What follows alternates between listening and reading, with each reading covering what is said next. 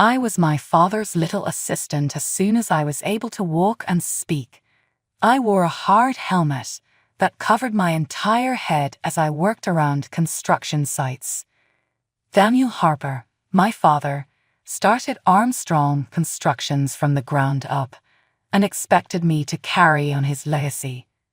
Not that it bothered me. I was as much a part of the concrete and blueprint world as I was of my own skin. It was more than a job for me to work for Dad's firm. It was my life. I never could exactly fit relationships into my schedule. In addition, Emily, my best friend from kindergarten, was there. Emily was quite different from me. She saw flirtatious gowns and Friday night dates, whereas I saw lines and angles. Emily would giggle and flip Anna's hair, which was always a rainbow color. "Anna, you need to get out more," Emily would say. Not all men are as boring as concrete. Up until Ethan showed up, I merely shook my head and concentrated on my spreadsheets and client meetings. As a manager, he moved from the Atlanta branch. I recall the day he entered the workplace for the first time. He had this effortless smile that gave everyone in the room the impression that they were the most important person. "I've heard a lot about you, Claire Harper." "I promise you all good things," he replied, holding out his hand. His hold was confident and solid. "Consider that. They lied if they told you I'm a pushover." I shot back, arching an eyebrow. He gave a real head-back chuckle. "I guess I'll have to find out for myself."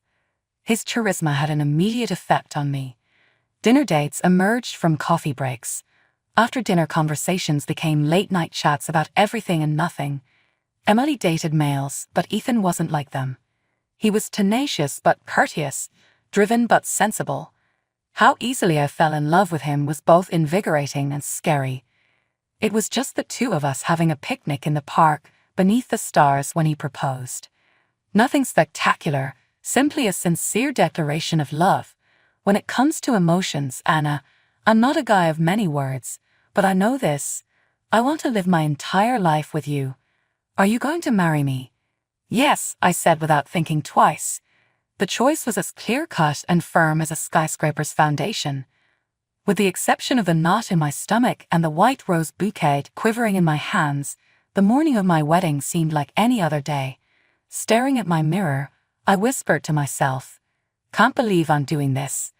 The girl in the mirror appeared to be a bride because of her beautiful white outfit, but her eyes were wide as if she were going to jump off a cliff. Emily laughed and hurried into the room, carrying a bag of cosmetics. "Hey, you look like you're going to a funeral, not your own wedding," she taunted. "Let's add some color to those cheeks." I rolled my eyes, but I allowed her to apply paint and powder to my face. "Please, don't make me appear ridiculous. It's not the royal family, it's simply Ethan." With a chuckle, Emily deftly maneuvered brushes and pencils with her hands. "Trust me, by the time I'm done with you, Ethan's going to fall in love all over again." The event was a haze. With his arm resting steadily on mine, my father guided me down the aisle. Halfway down, he muttered, "You sure about this, kiddo?" I gave his arm a squeeze. "Yeah, Dad, I'm sure." With a confident and broad smile, Ethan was standing at the altar. It gave me stability and lightened my steps. The words I'd heard 100 times in movies and at friends' weddings were easy, but when I spoke them out loud, promising the guy in front of me forever, they felt different. Rachel, Ethan's sister, arrived with her 2 young children after the wedding and thanked me for turning her brother into the happiest man alive. She said, "I don't know how you did it, taming my wild brother," when we observed Ethan dancing with several of our nieces and nephews. I joked, observing him with a mix of affection and amusement. "Just had to use the right bait," I said. The weeks that followed were spent opening presents and writing thank-you notes. The largest shift, though, came from Ethan's suggestion that I give up my work and concentrate on the two of us and our house. It sounded so archaic, so unlike the life I had imagined for myself. You really think I should quit?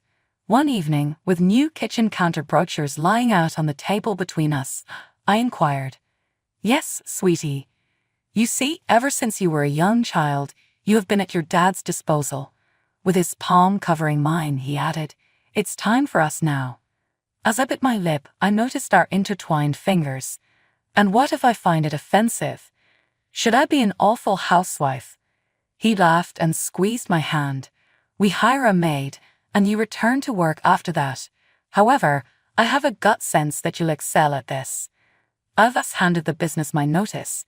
Dad was taken aback but gave his support. It was a sad last day at work. With a hopeless yet sorrowful heart, I packed away my desk. Ethan could have been correct. Perhaps it was time for a change of scenery.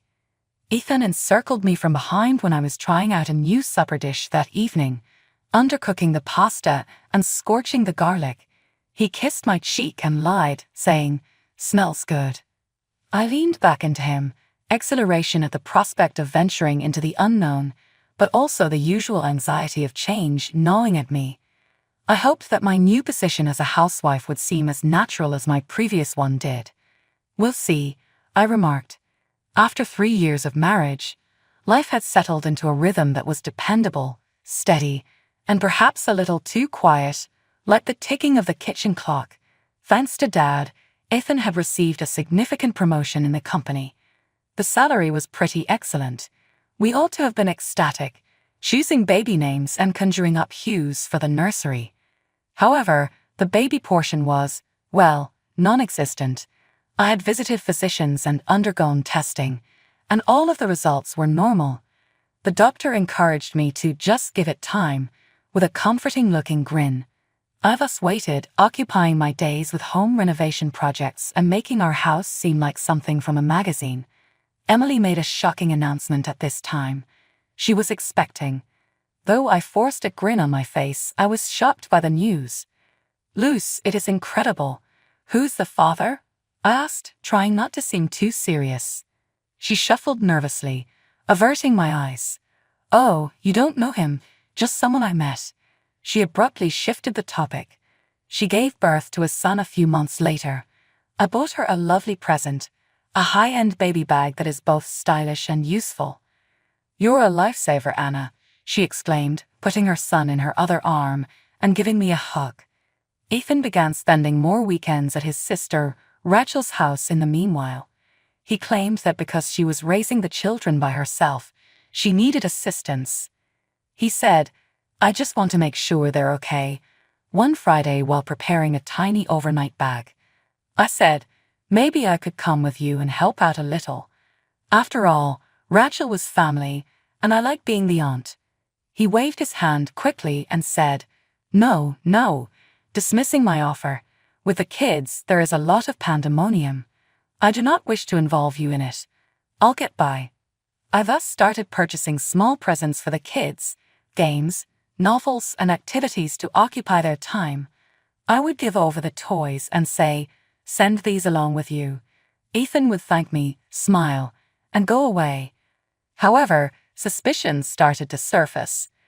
At first, it was little things. The way he would look away from me when discussing his weekends, the hurried phone calls he would finish the moment I entered the room. I made the decision to discuss it with him one day. I practiced what I would say while I waited for him in the living room. My heart melted a little when he entered, but I persisted despite his exhausted appearance.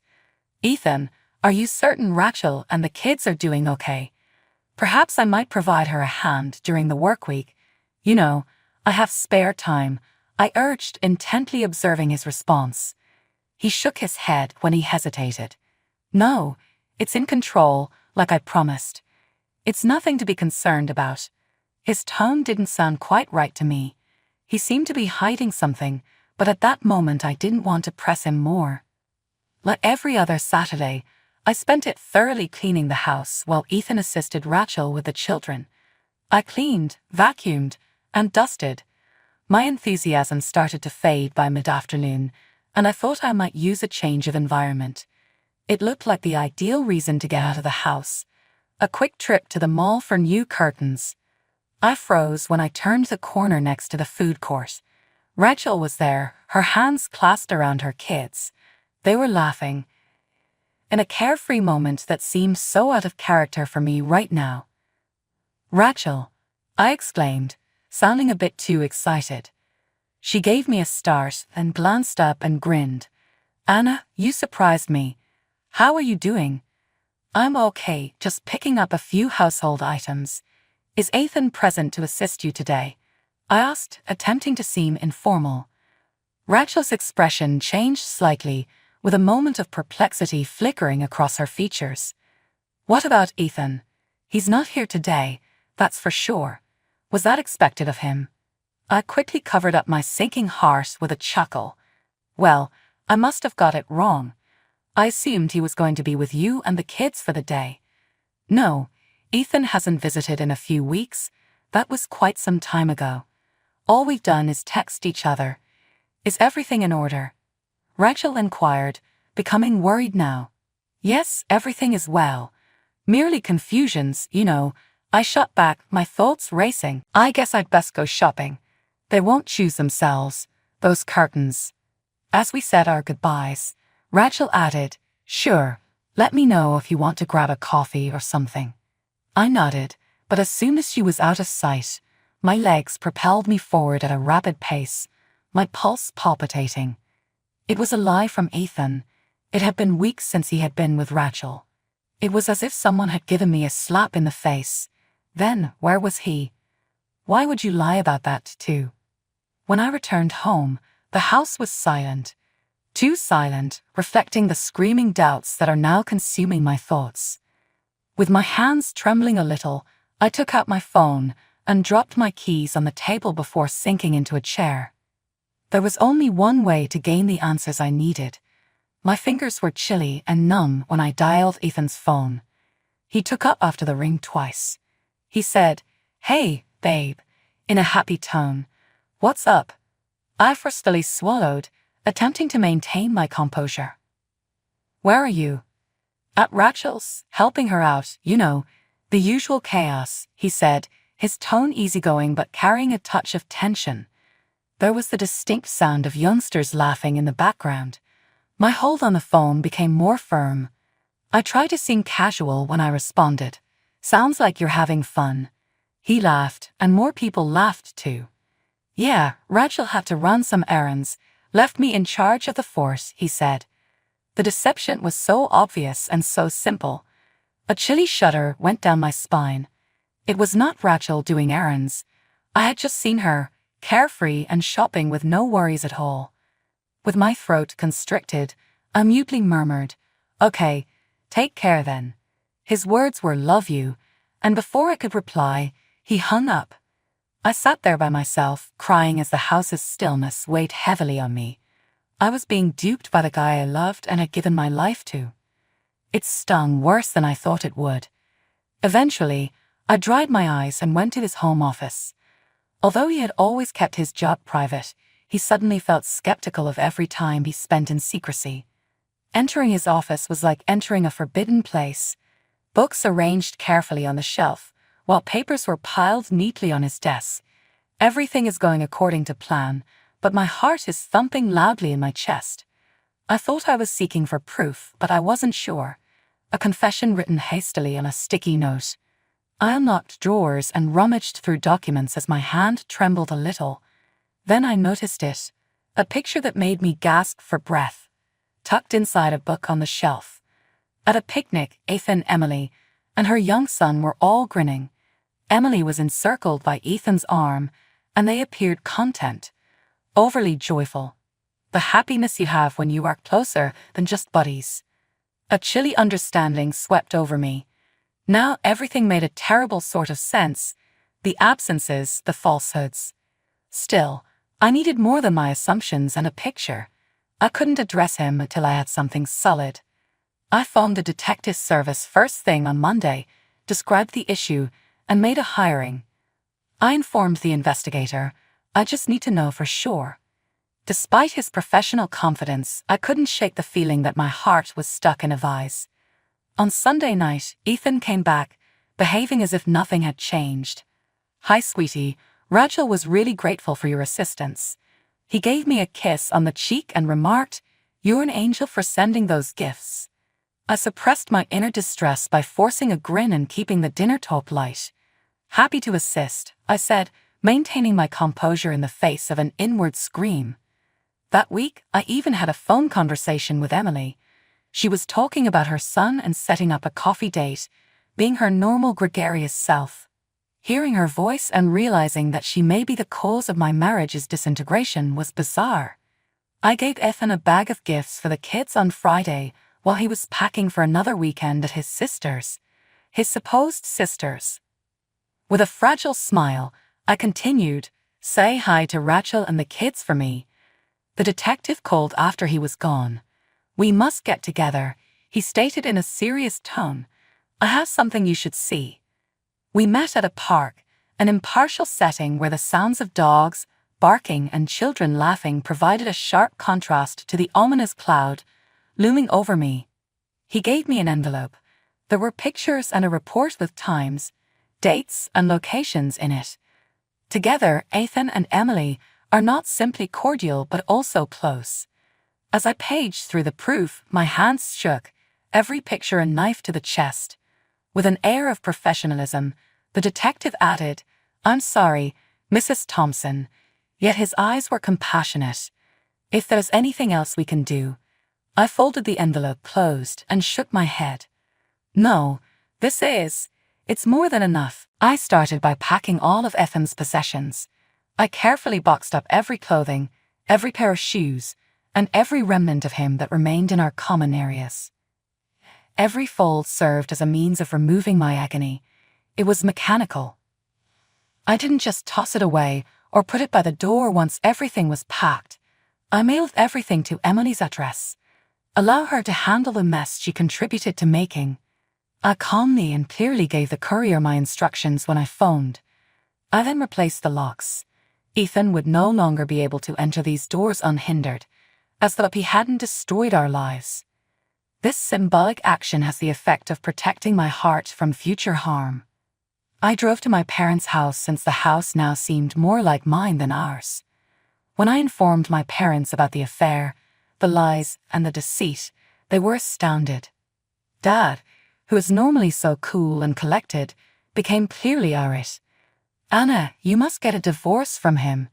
"No second chances," he declared sharply, making it clear that he was disappointed with Ethan. With a nod, my resolve began to take hold. I had already completed the divorce paperwork, with every line signing away my marriage. Towards dusk, my phone began to ring with messages, voicemails, and calls from Ethan. I disregarded each one of them. Attempting to communicate, Emily sent mixed messages of terror and bewilderment. I put my phone on silent since I wouldn't listen to their falsehoods or excuses. It was late in the evening when an automobile arrived. I stood outside the window and saw Ethan get out. He approached the front door and pressed the doorbell. Ethan looked at me with a confused and angry expression as I opened the door. "Why did you send Emily everything I owned, Anna? What is happening?" I was enraged by his pretense of ignorance. I grinned fiercely and icily. "How do you know that Emily has your belongings? You were meant to be at your sister's, right?" His face became pale as he recognized the trap he had fallen into. My dad moved forward, his strength palpable. Dad said, "I trusted you," in a loud voice. "I was going to make you my successor, and you repay me by cheating on my daughter." Ethan staggered back a little, as though the words were blows to his body. "I apologize. I erred in judgment. I promise it was meaningless." I sneered. "Is it meaningless? You damaged our union over a pointless matter." Ethan knelt down and said, "I didn't mean for any of this to happen. Please, Anna, I can fix this." With the divorce papers in my possession, I moved forward. I threw the papers toward him and said, "Here, I want you gone, from my life, from my house, and from my father's company." Ethan accepted the documents with trembling hands. His eyes were full of tears as he gazed up at me, but all I felt was a steely, icy resolve. Dad turned to face him, his last words piercing the strained atmosphere. You've lost your job, and my lawyer will be calling you soon. We will pursue reimbursement for every dollar you have spent." With a disappointed and crushed heart, Ethan gently stood up and went, leaving behind a future as shattered as the one he had left behind. I felt both anguish and comfort as I watched him depart. I had closed the chapter on Ethan in my life. My phone rang a few days after the altercation. The phone number seemed too familiar. Emily was the one. Though I was hesitant, I nonetheless responded, bracing myself for the exchange. "Anna, why did I get a request for financial compensation in the mail?" Emily's voice was strained, a mixture of rage and bewilderment. Calm but forceful, I responded, "I'm suing you for the damage you caused by having an affair with my husband." "Anna, get moving." Her voice was unsteady as she began. "You have to understand, I never meant to hurt you." "Emily, I don't need your justifications. You were fully aware of what you were doing." I cut her off, refusing to listen to her defend her conduct. Emily's voice changed in tone, her desperation obvious. "Anna, you have it everything. I've always struggled in your shadow, getting everything given to you. Is it not possible for you to feel sorry for me once?" "Emily, I can't. Not for this purpose. You went too far," I shot back, getting more determined. She laughed a little bitterly. "Anna, I've always envied you. Your ideal career and life together. I reasoned that perhaps, just once, I might have something that gave me a sense of value." I remarked icily, feeling both new and old hurt mingled together. "That didn't give you the right to destroy my marriage," I continued. My attorney contacted later that week to discuss Ethan's most recent action.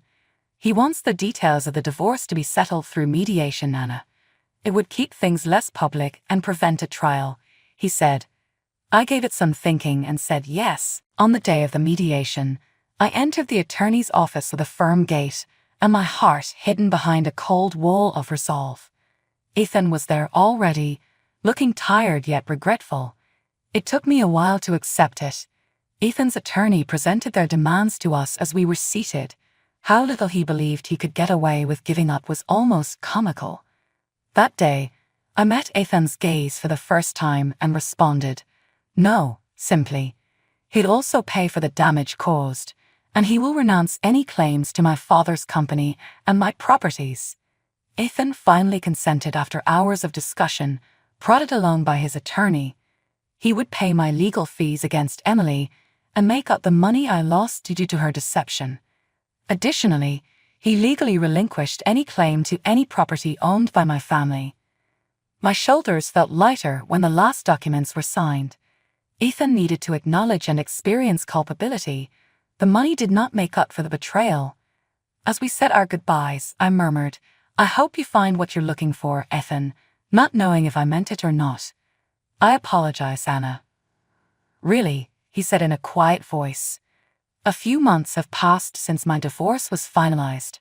Through rumors, I learned that Ethan swiftly remarried, to Emily, of all people, but that marriage didn't last long since he soon discovered her son wasn't his. As it happens, Emily's decision to wrap her web around Ethan was made while she was already pregnant. She is currently having difficulty raising the child alone and is working hard to make ends meet. Ethan's career never fully recovered. He moves about, taking jobs wherever he finds them. When I last heard, he was working at some low-end jobs, nothing like the life we had dreamed of. In my case, I gave my task my all. As usual, I arrived at the workplace early one crisp morning, first to go. At that moment, my dad entered the empty corridor, his footsteps resonating. "Good morning, Anna," he said, his voice cutting through my tired reverie.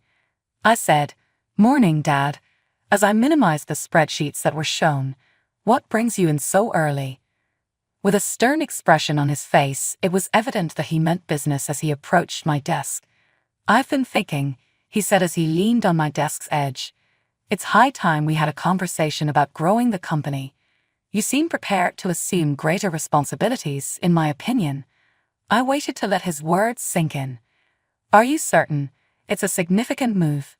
"Anna, I've never felt more certain about anything. You have a keen business sense.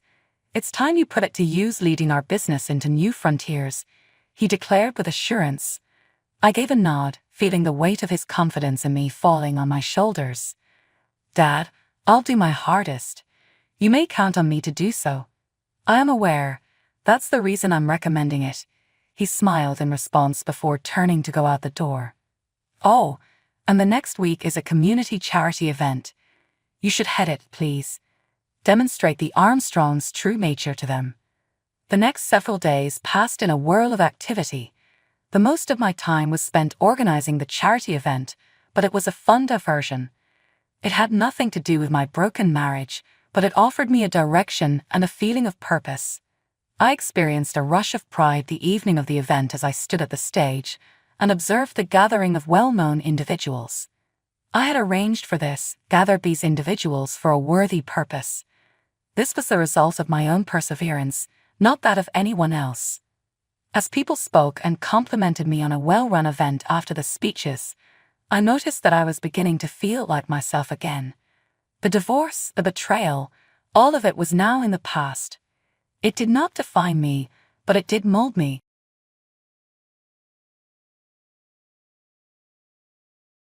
This vacation home is exclusively for my parents. I won't let your parents use it.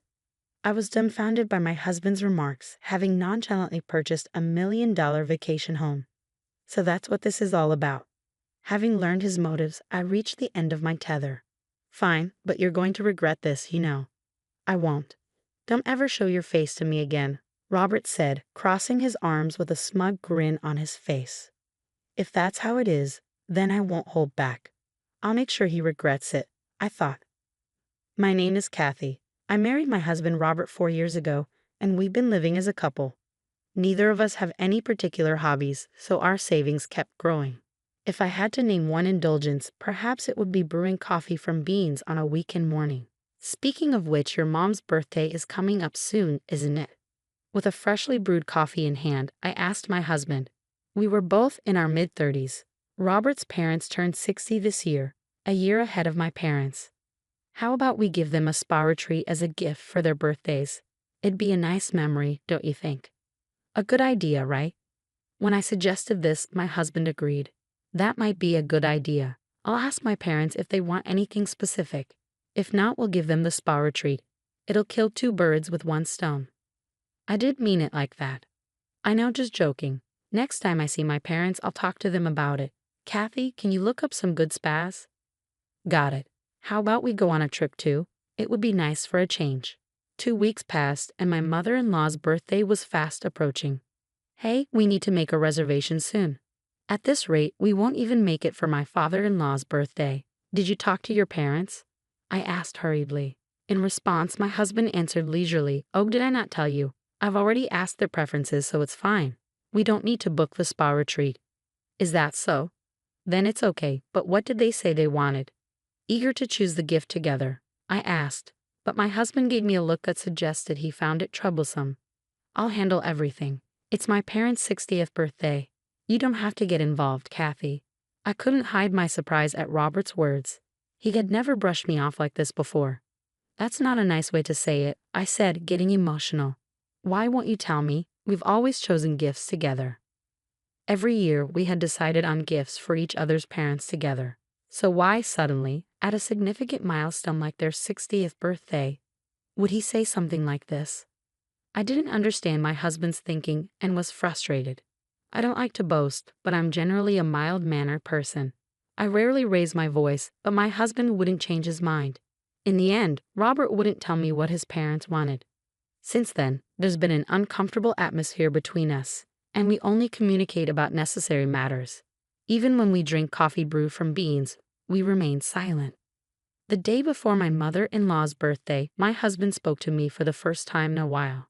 We're going out tomorrow to celebrate Mom's 60th birthday, so get ready, Kathy. We're staying overnight, so be prepared for that too. When he suddenly said we were going out, I panicked. What? Where are we going? If we're staying overnight, you should have said so earlier. I have a lot to prepare. I just told you, didn't I? You're definitely going to be surprised, he said, in high spirits. The next morning, we got into the car early and went to pick up my in-laws. They were very excited. I'm so excited. I never thought I'd get to celebrate my birthday like this.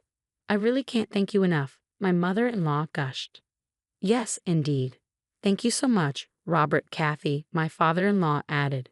No, happy birthday, Mom, I replied, feeling awkward because I hadn't been involved in choosing the present at all. Even when my in-laws expressed their gratitude, I could only respond vaguely. Then my husband said something surprising. Really, it's all thanks to Kathy. He was backing me up. I was really happy with my husband's consideration. We'd been at odds recently, but it felt like we could go back to our old relationship. My gloomy feelings lifted, and I decided to enjoy the journey to our destination.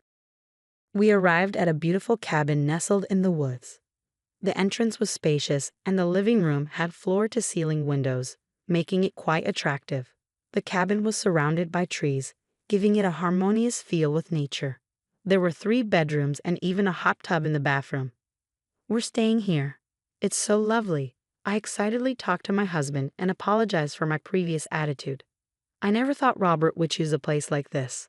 I don't think I could have found such a wonderful place. Leaving it to Robert was the right decision. I'm sorry I've been so irritable lately. My excitement skyrocketed at the sight of the beautiful cabin. Then he blurted out something unexpected. It's no biggie. If I were alone, I wouldn't have been able to buy such a cabin. It's because of Kathy that I was able to buy it. What? Suddenly, I was at a loss for words. What was he talking about? As my head filled with questions, my in-laws joined the conversation. Thank you so much, Kathy. We never thought we'd get such a beautiful cabin, my mother-in-law said. We were thinking about setting up a new home when we turned 60 and even considered living together. But remember, we decided not to live together, right? So we thought, we'd love a cabin, and we talked to Robert about it. From the beginning of our marriage, it's true that I declined the offer to live together. I wanted to enjoy our life as a couple, and my in-laws were still in good health. So I thought it was too early for us to live together. Robert agreed with my thoughts, and we decided to live together when my in-laws began to have difficulty with their lives. But I never expected them to ask for a new home as a present for their 60th birthday, especially a cabin. That was going too far. Trying to control my rising panic, I asked my husband, Robert, this is a joke, right? There's no way we could afford to buy such a lovely cabin. What's the point in springing a surprise on me? It's mother-in-law's birthday. The surprise should be for her. It's not a joke. This is a genuine cabin that we bought. What? Upon hearing my husband's reply, everything went dark before my eyes. While I was in a state of shock, he continued, Man, it really saved us. They said I couldn't get a mortgage on my own income.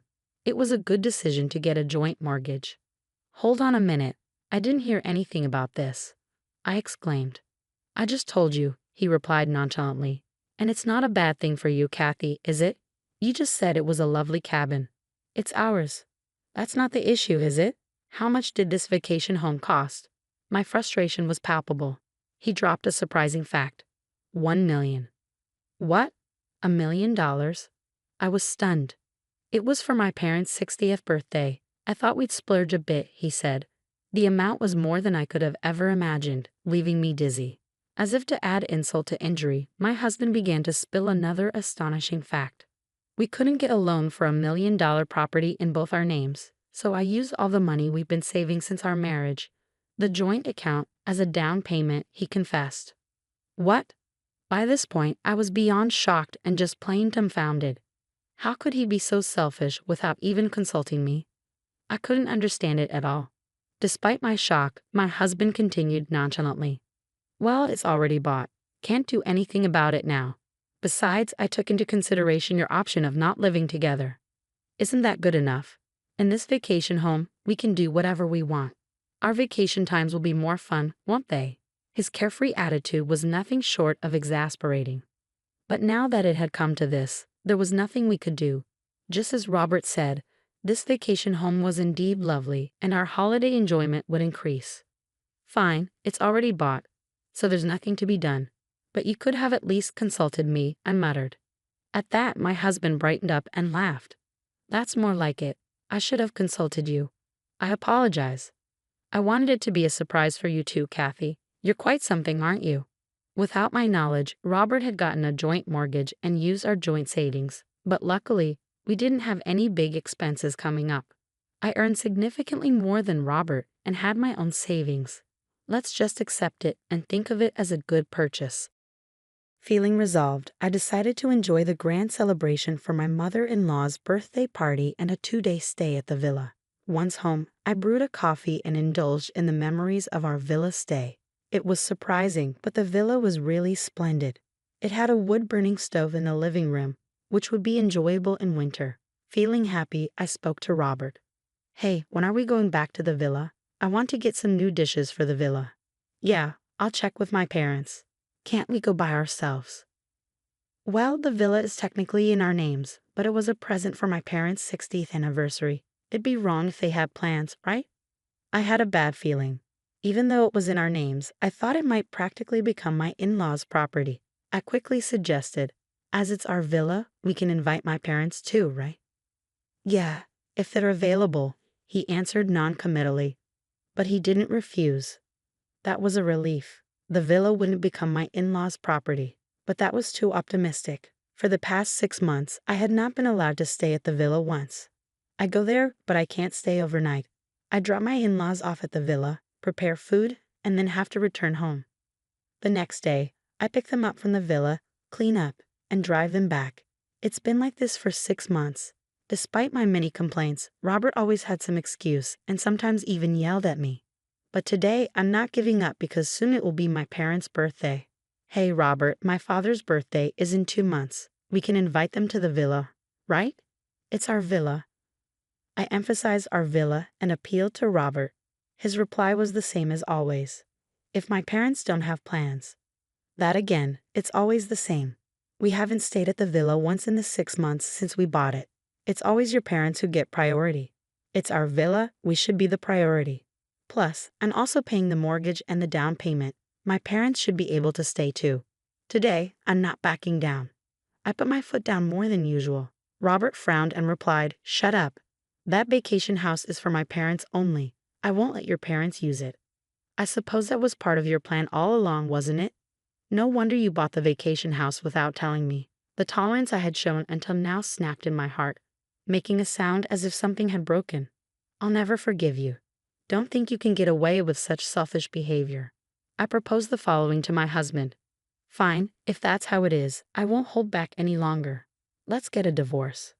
What the hell? You're such a petty woman. Well, whatever. I'm quite appreciated by my parents for buying that vacation home, and I'm sure my mom would do the housework. I won't get in trouble at all without you. Of course, if we're getting a divorce, I won't let you use that vacation house. Still okay with you? My husband had a triumphant look on his face, crossing his arms with satisfaction. I felt pathetic for falling for such a man's smooth talk, but it's too late to regret it now. All that's left is to get my revenge. I lowered my voice and put pressure on my husband. You sure you're not going to regret this? Like hell I will. Fine, it's settled then. Don't ever show up in front of me again. The next day, I filed for divorce. It was accepted without issue, and I decided to head back to my parents' house. The call from Robert to my parents' house came a few months later. When I answered the phone, he was in a panic. Is that you, Kathy? What do you want? We have nothing left to talk about, I replied coldly. In response, he shouted frantically, I tried to call your cell phone. Why didn't you pick up? Some person claiming to be your lawyer came to my house today. Hey, this is something you asked for, right? Can you explain it properly to me? What do you understand? It's exactly as the lawyer said. Since we're divorced, I don't intend to pay the mortgage. If you don't comply, I'm considering selling the vacation house. That's all. But that vacation house is in both our names.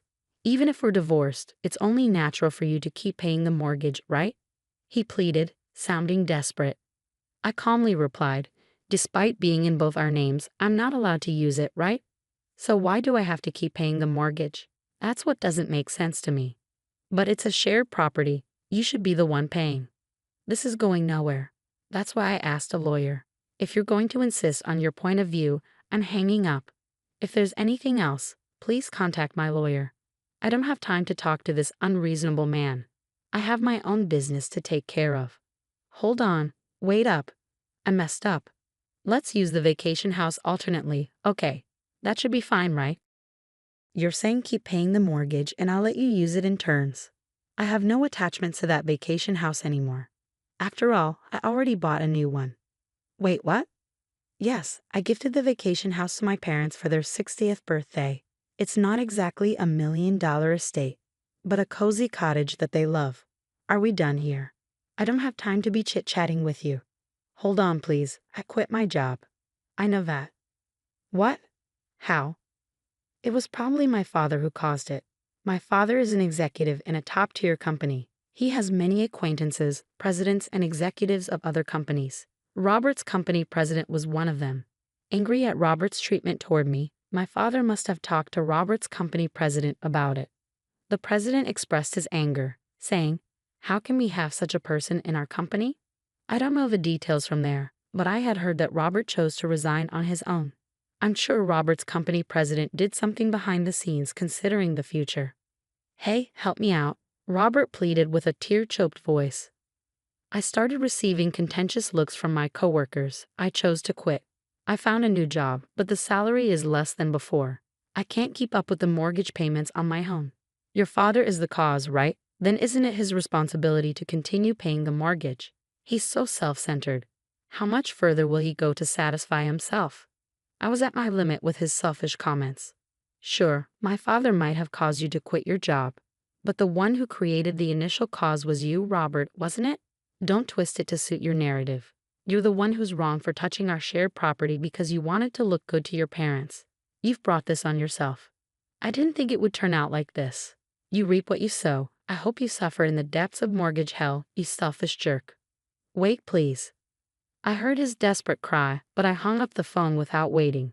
In the months following, I negotiated through a lawyer and finally got out of the mortgage for that vacation house. In the end, Robert couldn't continue paying the mortgage on his own, and the vacation house seemed to be sold. Because the property's value had decreased, Robert had ended up in debt. Even his in-laws were flabbergasted, and he is reportedly living a ragged life in a cheap apartment now. His parents, too, are now the talk of the neighborhood for losing the vacation house they were always boasting about. On the other hand, I'm leading busy, fulfilling days as the vice president of my father's company. Now, the happiest times are when the three of us visit the vacation house on our days off and relax with a cup of coffee.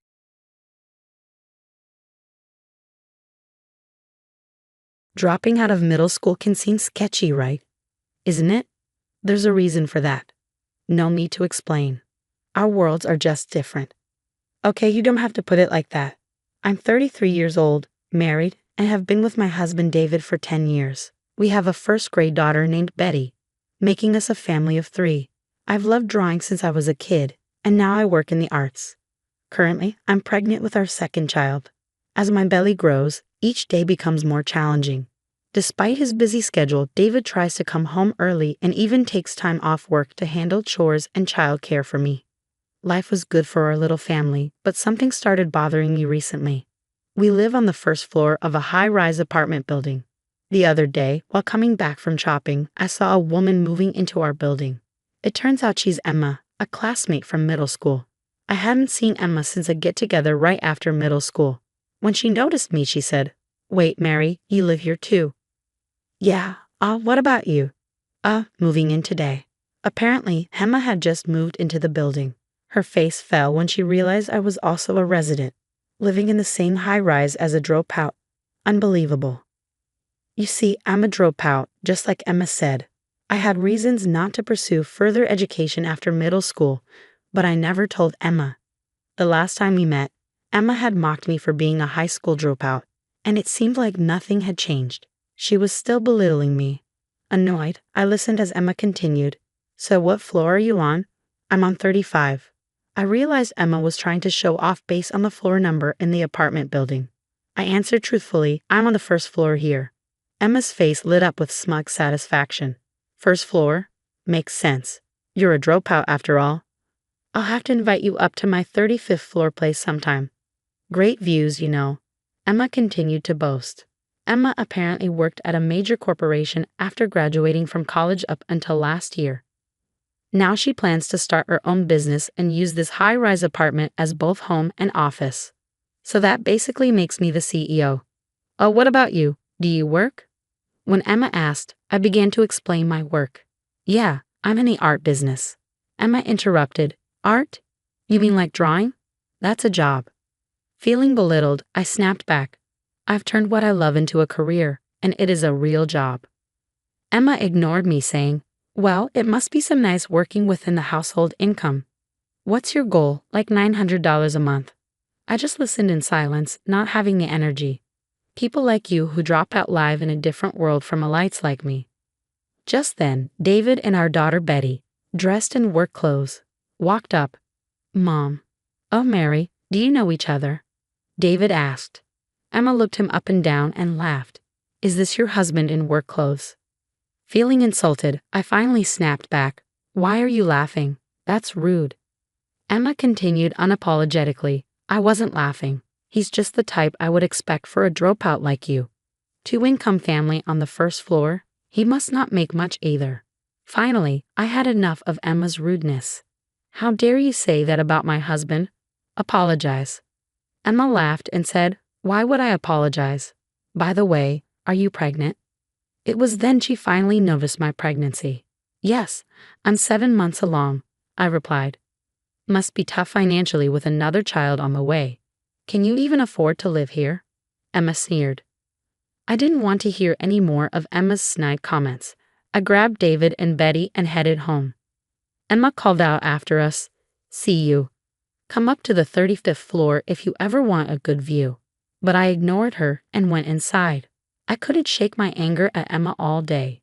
Why did she have to say those things? That night, after Betty had gone to sleep, David asked me what had happened. I told him about Emma, how she had made fun of me for being a dropout and belittled my work. David's face turned red, and he seemed even angrier than I was. David knew about my past, including the fact that I dropped out of school, and he chose to marry me with a complete understanding of who I am. We decided to keep our distance from Emma, but the anger towards her didn't seem to subside for a while. Luckily, we didn't run into Emma for a month, allowing us to live our lives peacefully. Then one day we received a postcard for a school reunion. I still get along well with my middle school friends, so after getting a few messages about meeting at the reunion, I decided to go. While I looked forward to catching up with friends, I was also a bit concerned about running into Emma and hearing her unwelcome comments. But thinking that after having a baby I would have fewer chances to meet my friends, I set aside my worries about Emma and decided to attend the reunion. The day of the reunion arrived. The event took place in a rented hotel ballroom. As soon as I arrived, I met up with friends I hadn't seen in years, and we immediately fell into enjoyable conversation. It had been a long time since we had all caught up, and there was so much to talk about. Our friend group has always been tight-knit regardless of gender. Some have become mothers, others fathers, and we all love catching up about our families and careers. But then, out of the blue, we heard Emma's voice from behind. Ew, breathing the same air as poor people is making me sick. As expected, Emma had shown up too. We hadn't noticed her since we were only speaking with friends we were actually close to. Emma was wearing heavy makeup and a flashy dress that seemed out of place. Both my friends and I sighed at her over-the-top appearance and her consistently bad attitude. Even back in middle school, she was self-centered and made awkward comments. She was someone we tended to avoid. Nothing has changed. Even now at 33, she is as obnoxious as ever, and we couldn't help but roll our eyes. One friend finally broke the silence. Emma, who are you calling poor? She replied, who else but Mary? She's a dropout, so she's poor and lives on the first floor. I live on the 35th. It's like a master-servant relationship. Emma laughed after saying this. A few friends were angered by her comments and confronted her. But Emma showed no signs of remorse. She continued, if you don't want to be called poor, why don't you move to an older apartment that suits you? Completely oblivious to the look she was getting, she went on to belittle me. Why don't you just leave, you $900 a month earner, from this reunion and from that fancy apartment building? Hearing this, my friends looked puzzled and asked, Mary, do you only earn $900 a month? I replied, no, that's just what Emma believes. While we were talking, Emma interrupted, what are you two whispering about? Mary's living comfortably on her husband's income, doing a part-time job because she's a dropout and I am a CEO. That's when a mutual classmate nearly spoke up. Emma, Do you not know Mary is a well-known artist? Upon hearing this, Emma looked baffled and asked, An artist? Who cares? Not wanting to let her arrogance ruin the mood of the reunion any further, I decided to clarify. I actually studied art in France right after middle school. I didn't complete a formal program, so you could say I dropped out. Upon hearing this, Emma scoffed. What? Studying art is just a hobby, isn't it? You're still a dropout who ran away because you didn't want to study.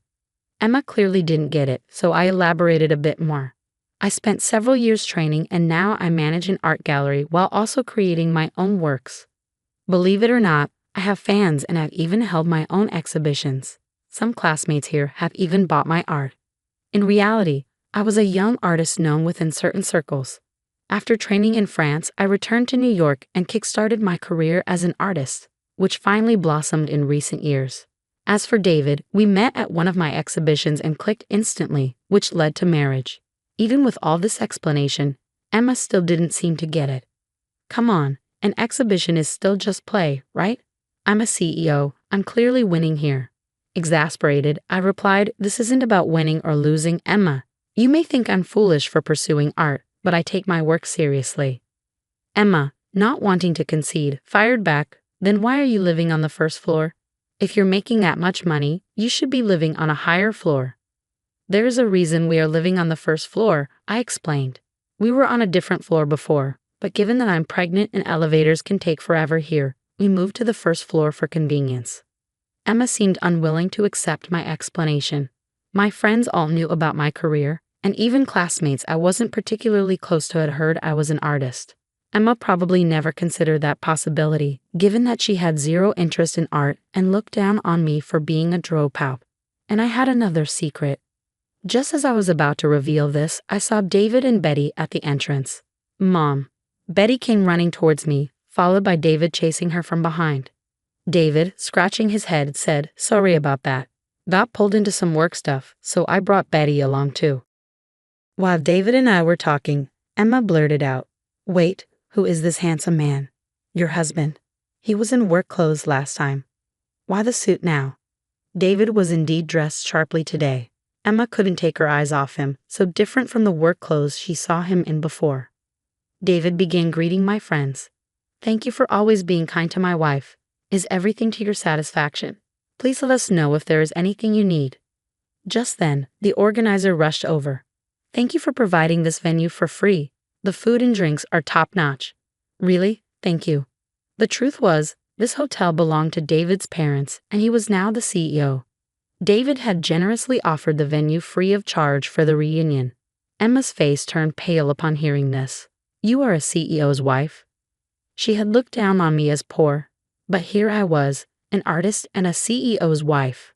Emma seemed to be in complete shock. Why are you, a dropout, married to someone this wealthy when an elite like me is still single? What did you do to pull this off? Emma challenged me with a tone of bitterness. David finally noticed Emma and said, Oh, we have met before. Sorry for being in work clothes the last time. I was helping with a neighborhood cleanup. As the owner of the high-rise apartment, it's important to maintain good relations in the community. Emma's face turned pale. Wait, you own that high-rise? Your family owns that? In fact, David owns that high-rise. His family has been wealthy for generations, involved in hotel management and owning multiple properties. We live in one of those properties, the high-rise in question, I explained. Emma stood there stunned, unable to come up with a retort. David added, Oh, by the way, we'd like to invite you to the penthouse sometime.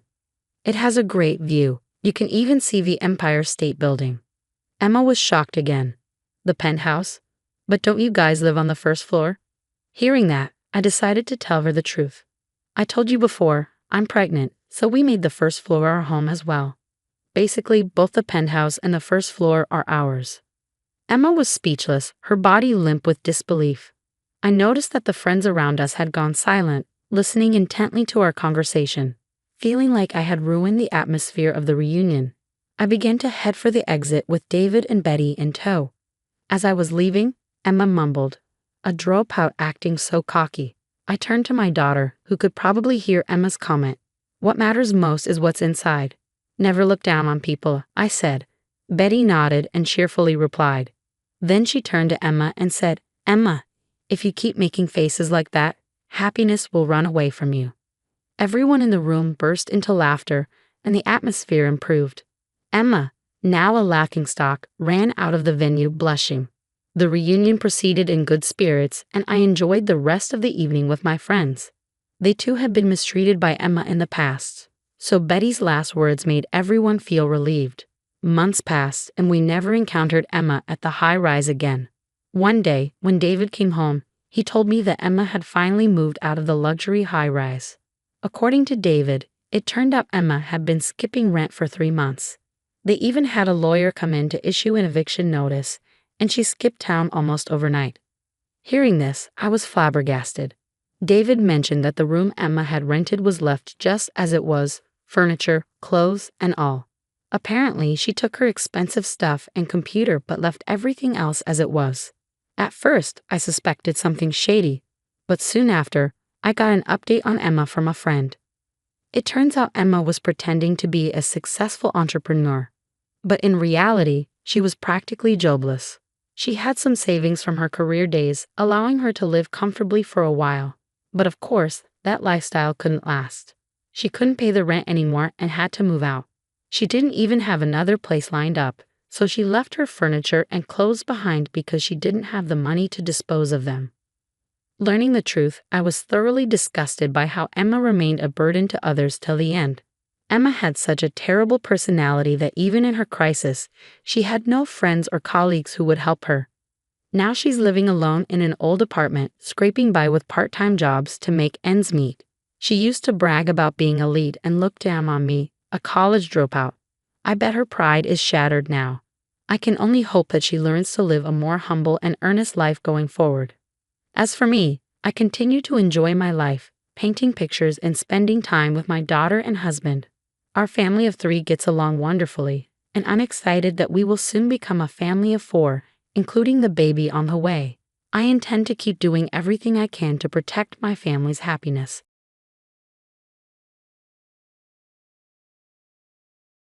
It's shallower than I thought. What a letdown. My mother-in-law sneered as she pushed me into the pond. I had endured her cruel antics for so long, but in that moment, something inside me snapped. My name is Jasmine. I'm 30 years old and have been a stay-at-home wife for 7 years. I live with my husband Gordy, who is 8 years older than me, our 6-year-old daughter, and Gordy's mother. Gordy was my boss, and I was his subordinate. Growing up, my parents divorced, and I lived with my mom. I guess I always yearned for a father figure. Gordy, being older and competent at his job, seemed very appealing, but I never had a chance to get close to him. He was just someone I admired from afar. However, during a team-building event, we bonded over our shared love for movies and hit it off. We started dating, and I fell head over heels for the mature and kind Gordy. About 6 months into our relationship, I found out I was pregnant. We hadn't discussed marriage yet, so I was more shocked than happy. I was anxious about how Gordy would react, but I couldn't keep it a secret forever. I mustered the courage and told him. To my surprise, he was thrilled and suggested we get married. I was overjoyed by Gordy's reaction. When I told my mom, she was a bit surprised but happy for me. My mom raised me as a single mother after my parents divorced due to my father's affair. I was only 2 at the time, so I barely remember my father. My mom worked tirelessly from dawn till dusk to raise me. Being an only child, dinner alone was lonely. But I didn't want to burden my mom. Even though she was busy, she showered me with love, and we have a great relationship.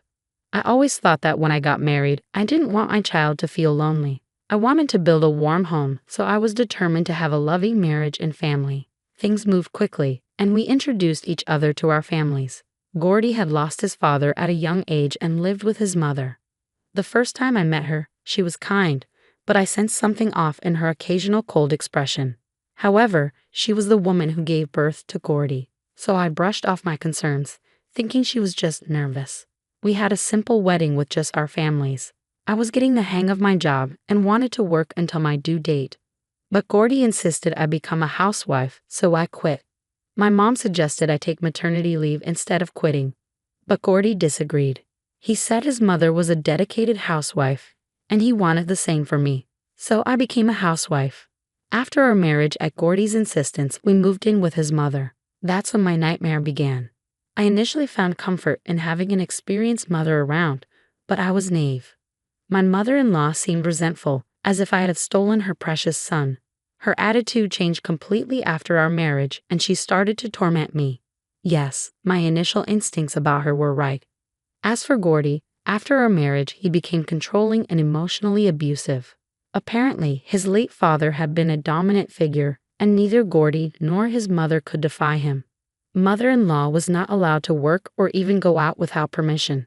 If Gordy showed any defiance, he was beaten and berated. Their father's authority was absolute. They endured this together, and when Gordy's father passed away from an illness when Gordy was 22, they celebrated. After that, they lived happily as a duo. I believe the kind Gordy I knew before our marriage was genuine, but after seeing his mother's disdain for me, his love waned. To Gordy, his mother was more important than his wife. Whenever Gordy was cold or verbally abusive to me, mother-in-law looked satisfied. Gordy would appease her, saying, "Mother, I'm married so you can have an easier life. Jasmine will do everything for you." I think the two of them felt some twisted sense of revenge by treating me the way Gordy's father had treated them. It was utterly unfair to me, but I felt helpless. In the early days of our marriage, I suffered from severe morning sickness, sometimes unable to get out of bed. Yet mother-in-law would say, "You're exaggerating this morning sickness thing. Who do you think you are? Get up and make dinner." She even forced me to do household chores. She would make me carry heavy bags and even intentionally push me once. Gordy, of course, didn't defend me. Instead, he would say, "I'm busy working. You're probably just napping all day and you still eat the food I provide." I endured, hoping that maybe when our child was born, mother-in-law and Gordy would change. My mom, concerned about me living with mother-in-law and being pregnant, often called or messaged, but I couldn't bring myself to tell her the truth. She had raised me through hardships and always wished for my happiness. I didn't want to worry or sadden her. I always reassured her with a cheerful voice, saying everything was fine, that Gordy and mother-in-law were taking good care of me, and that I was happy. She might have suspected something but always said, "Remember, I'm on your side. Tell me if anything's wrong." Then I safely gave birth to a beautiful girl named Judith. The joy of her birth made me momentarily forget the torment from mother-in-law and Gordy. I vowed to live for Judith from that day on. My mom offered to take care of me postpartum at her home, but mother-in-law, with a smile, said, "Don't worry, we'll take good care of Judith here," denying me the chance to return to my parents. Normally, new mothers rest for a month after childbirth, but my mother-in-law had me working the day after I was discharged. Their treatment of me didn't change after Judith's birth. It got worse. Knowing I was up all night nursing, they still forced me to wake up early for chores. On top of that, I had to care for the baby. I was utterly exhausted, stressed, and sleep-deprived. Mother-in-law, seeing my worn-out state, would laugh, saying I looked like a vagrant. Every night, tears streamed down my face. Judith was my only solace. The one saving grace was that Judith looked like Gordy, so both he and mother-in-law adored her. Though their idea of adoring was just playing with her occasionally, I was relieved because I had feared they might mistreat Judith too. When Judith was about 3, I told Gordy I wanted to work outside. He scoffed, saying, "Who would hire someone like you with hardly any work experience?" Mother-in-law laughed, calling me a useless wife. In truth, I was at my limit and wanted to save money to leave with Judith, but they wouldn't let me work, and I gave up on ever leaving. Who would hire someone with so little experience? I had no money of my own, and for Judith's sake, I realized I had to endure. From then on, no matter how mother-in-law and Gordy treated me, I bore it all for my beloved daughter Judith. Even after 7 years of marriage, mother-in-law and Gordy remained the same. The only change was in Judith. From around age 4, she would sadly watch me being mistreated. When we were alone, she would hug me and say, "Mommy, just bear it a little longer. When I grow up, I'll protect you." Ever since she was little, Judith could sense the unfair treatment I endured, and it deeply hurt her young heart. Her presence alone became my beacon of hope.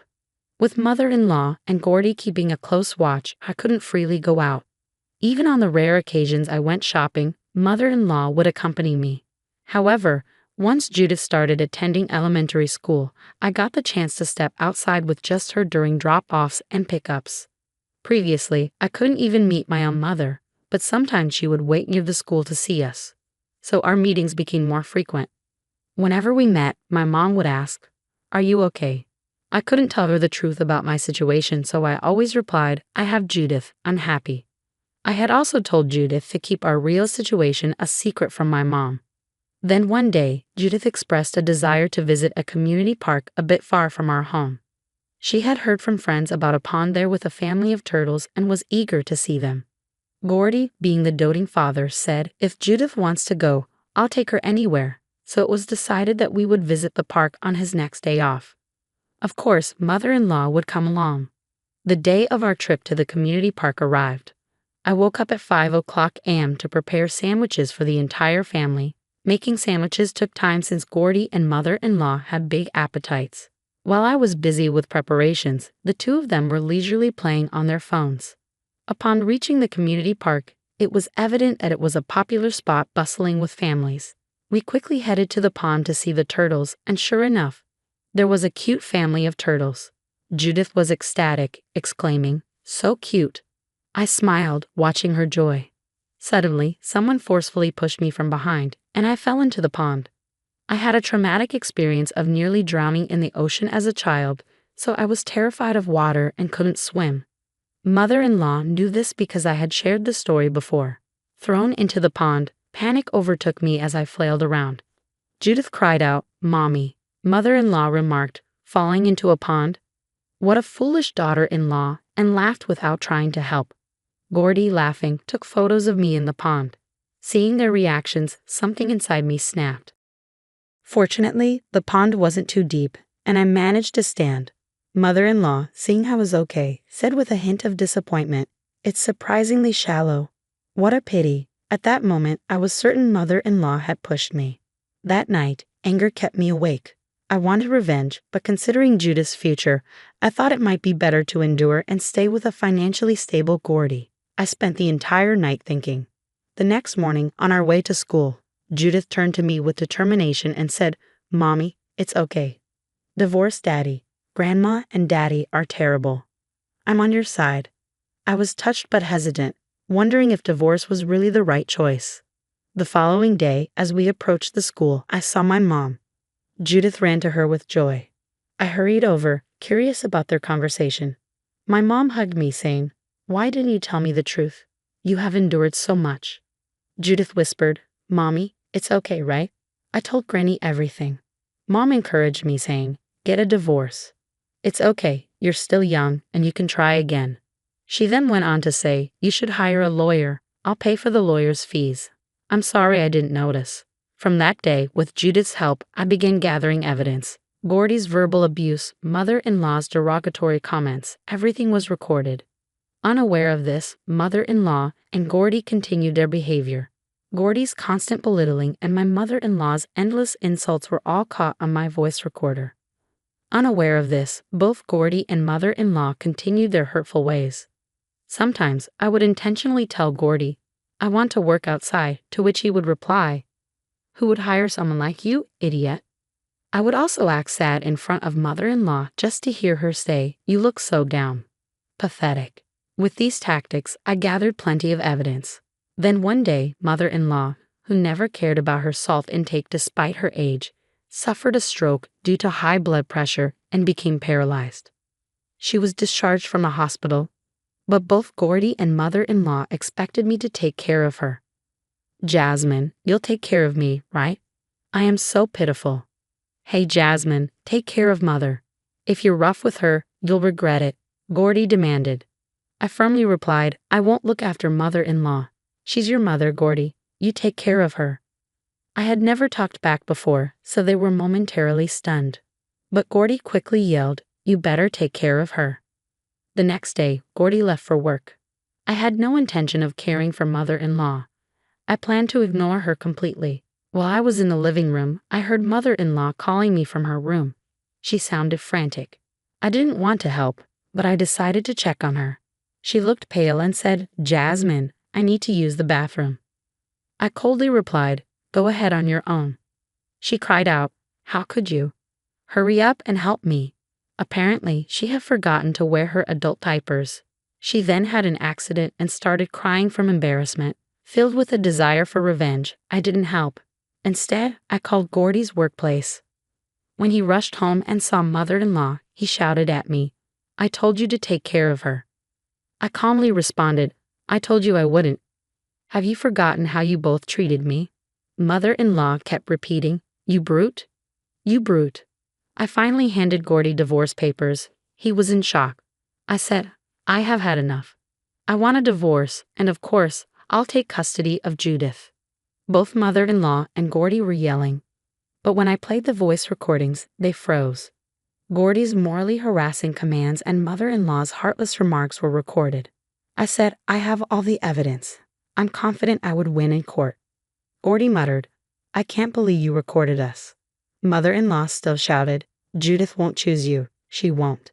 When Judith came home from elementary school, mother-in-law sweetly asked, "Judith, who do you want to live with, Grandma or Mommy?" Judith firmly replied, "Of course, Mommy. Grandma and Daddy are always mean to Mommy. I will always live with Mommy. I hate Daddy and Grandma." The two were visibly shaken. It seemed like Gordy was really tired of being told that Judith, whom he loved so much, hated him. "Did you hear that? Judith wants to live with me. Please live peacefully together from now on." I packed my bags and left. I never returned to Gordy and mother-in-law's house. I finalized the divorce through a lawyer. According to the lawyer, Gordy couldn't care for mother-in-law, who was now paralyzed. She was placed in a nursing home, but due to her nasty attitude, no one wanted to be around her. Gordy, devastated by Judith's rejection, couldn't go to work and took a leave of absence. Now Judith, my mom, and I live together, and I'm actively job hunting. My new life is just beginning.